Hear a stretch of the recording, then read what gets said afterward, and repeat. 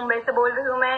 इस healthy community से जुड़ते हुए मुझे 2.5 साल से भी ज्यादा टाइम हुआ है और इस हेल्दी कम्युनिटी से जुड़ने का एक ही मोटिव था कि वेट मेरा बहुत ज्यादा था।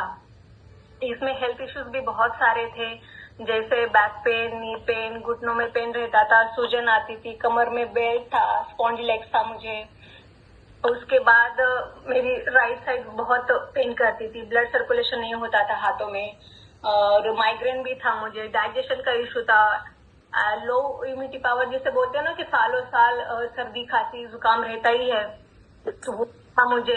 काफी साल तक मैंने ये सब कुछ सहन किया है, बड़े से बड़े डॉक्टर को दिखाया, ट्रीटमेंट ली, आयुर्वेदिक 3.5 साल तक ट्रीटमेंट ली, फिर भी कुछ भी नहीं हुआ। और लॉकडाउन के बाद मेरे कोच मुझे मिले, देन उन्होंने मुझे हेल्प किया वेट लॉस में भी, और उन सब में मेरे सारे जितने भी हेल्थ इश्यूज थे वो भी ओवरकम हो चुके हैं अब तक। अब कुछ भी नहीं है, तो इतना अच्छा लगता है ना जब कोई मतलब आपको प्रॉब्लम नहीं है बॉडी में। वेट ज्यादा होना ये प्रॉब्लम नहीं है, हेल्थ इश्यूज को फेस करना और डेली ये सब सहन करते हुए घर के काम करना, बच्चों को संभालना एक लेडीज के लिए बहुत टफ जाता है गाइस। तो सबसे बेस्ट बात है कि मेरे सारे जितने भी हेल्थ इश्यूज थे वो सारे कम हो चुके हैं अभी।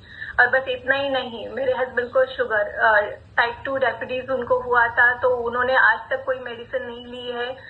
1 टाइम शेक लेते हैं और टैबलेट लेते हैं, हर्बल लाइफलाइन मल्टीविटामिन। तो उनका जो शुगर का लेवल है वो भी कम हो चुका है और उन्होंने अपना 12 kg वेट लॉस भी किया है। अभी उनको भी कोई डिसीज नहीं है। दूसरा, जैसे शुगर आता है तो बीपी तो आता ही है, तो वो सब कुछ नहीं, 3 साल हो गए उनको भी।